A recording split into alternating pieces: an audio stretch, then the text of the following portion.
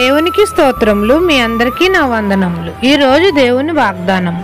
యెహోవా రెక్కల క్రింద సురక్షితంగా నుండినట్లు నీవు వచ్చితివి. ఋతు గ్రంథము 2వ అధ్యాయం 12వ వచనం.